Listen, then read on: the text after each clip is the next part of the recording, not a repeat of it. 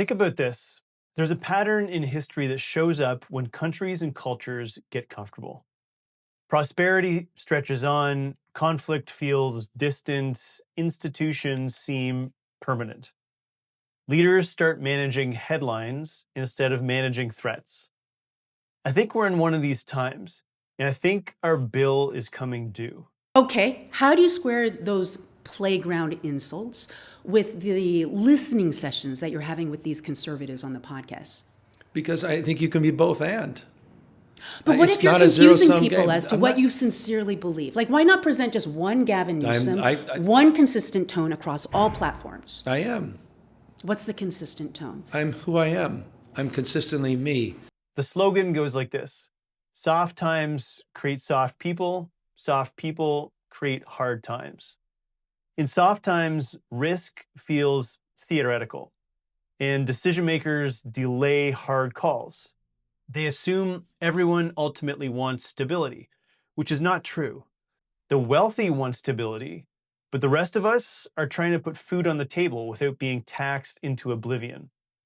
Love them or hate them, there is a palatable craving for leaders like Trump, Carney, Javier Milei, Georgia Meloni, and even Eastern Europe countries like Slovakia, where conservative nationalist parties have gained traction by arguing that soft social and foreign policies have left their nations exposed. The results of the Slovak election are in, and the populist left party Smer came out on top.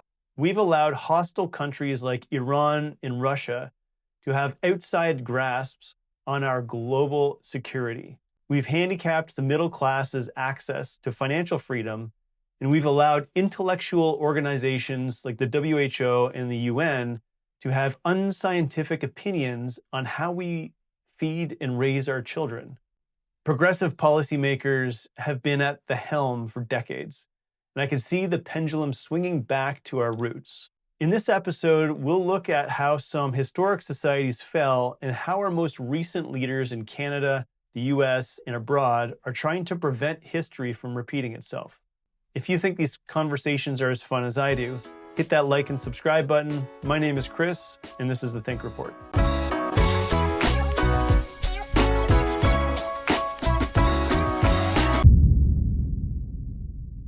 Those who cannot remember the past are condemned to repeat it. The fall of the Western Roman Empire did not happen in a single day. It was a slow unraveling. Let's take a look at some of the main reasons it fell. Number one, invasions. Germanic tribes repeatedly sacked Rome and exposed the empire's weakening borders. Although external invasion alone does not topple a superpower, it does exploit and create weakness. Internal instability hollowed Rome from within. Power struggles were constant. Emperors rose and fell rapidly. Corruption spread. Faith in institutions declined. Again, we're seeing this today with social media and information bubbles dividing us. Military decline compounded the problem. Rome struggled to recruit enough loyal soldiers. It increasingly relied on foreign mercenaries, whose allegiance was transactional. When defense becomes outsourced to those without a deep loyalty to the state, resilience fades. The US famously accelerated the outsourcing of its military starting in the 1980s, under Ronald Reagan and continued under Bill Clinton. The rest of the West isn't far behind. Heavy spending and taxes. Heavy taxation strains the population. Inflation eroded purchasing power. The gap between the elites and the ordinary citizens widened. Roman prosperity became concentrated, while the broader base weakened. In the modern-day US and Canada, government spending as a percent of GDP has skyrocketed since essentially the 1980s.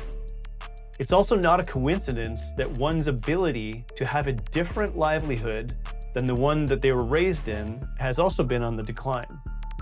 In other words, if your father was a plumber, your likelihood of becoming a doctor is now lower than in the 70s and 80s. Finally, the division of the empire between the East and West. The eastern half wealthier and more stable, eventually survived. The Western half, poorer and more exposed, could not defend itself effectively. Fragmentation reduced collective strength. And again, this sounds familiar. As I argued earlier, Rome fell because strength was assumed while fundamentals eroded. To me, the lesson is clear. External threats are the most dangerous when internal cohesion is weak. Shame. You should be ashamed of yourself not standing up. You should be ashamed of yourself. That is why I'm also asking you to end deadly sanctuary cities that protect the criminals and enact serious penalties for public offenders.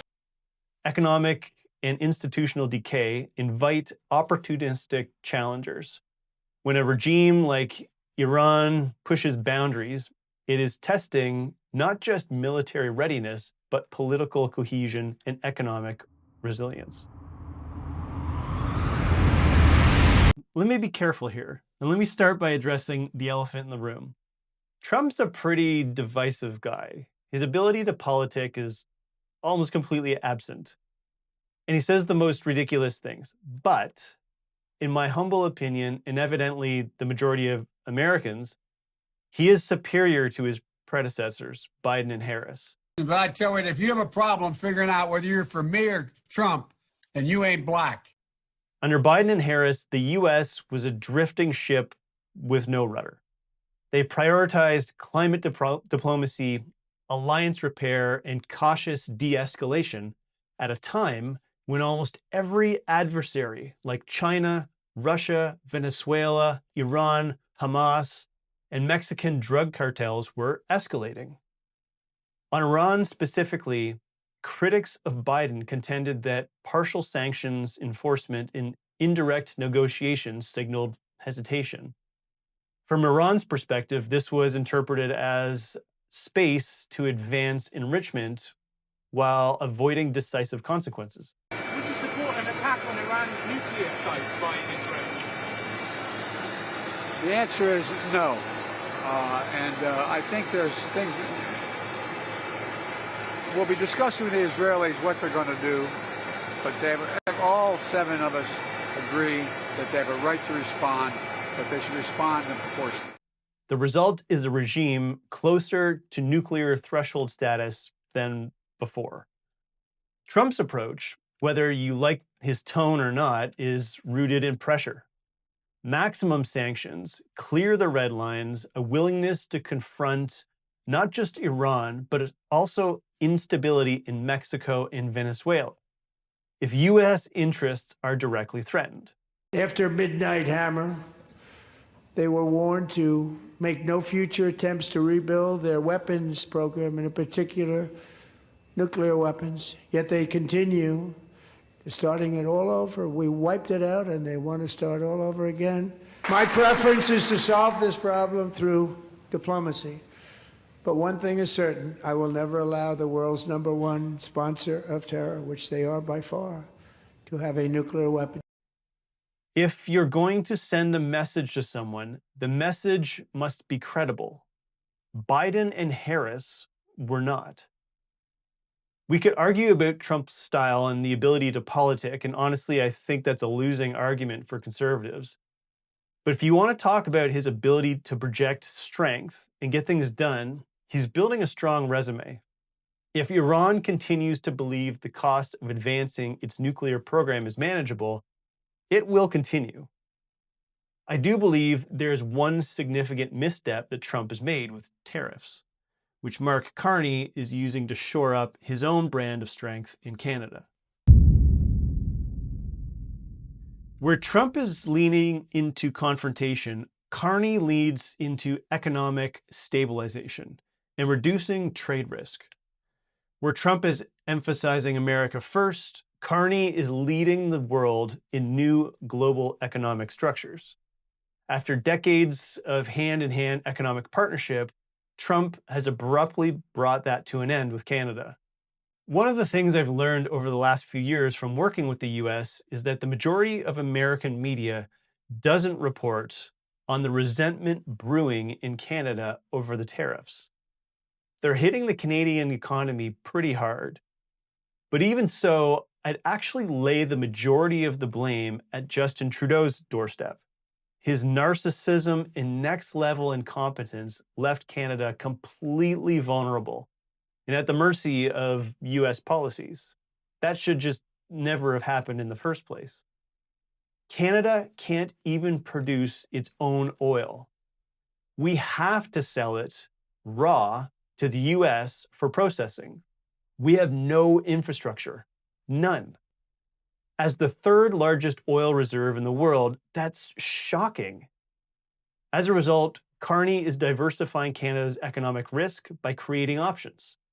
Carney and Alberta have signed a memorandum to explore a new pipeline to the British Columbia coast, aimed at exporting oil to Asia,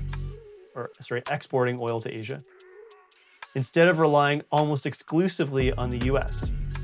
Canada is also relaunching energy talks with India, including free trade negotiations that could expand hydrocarbon and investment cooperation.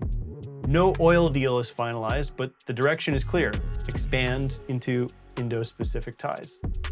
With China, Carney has signed a new strategic partnership that includes energy cooperation in clean tech, batteries, solar, and wind. It does include oil. The goal across all of this is simple: reduce dependence in one market. As a result, Carney has expanded cooperation with Qatar, secured major investment commitments from the UAE, joined European defense initiatives tied to the European Union, signed its first free trade agreement with Indonesia. I didn't vote for Carney in the last election, and I won't vote for him in the next one because I'm afraid of what he'd do with a majority government. But I'm not totally disappointed with what he's been doing so far.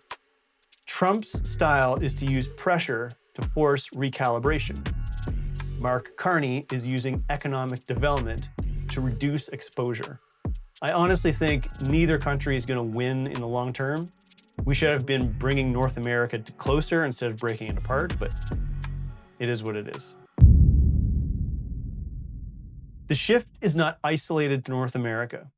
Voters in several countries have elected leaders who explicitly campaign on reversing what they call soft, left-leaning policies.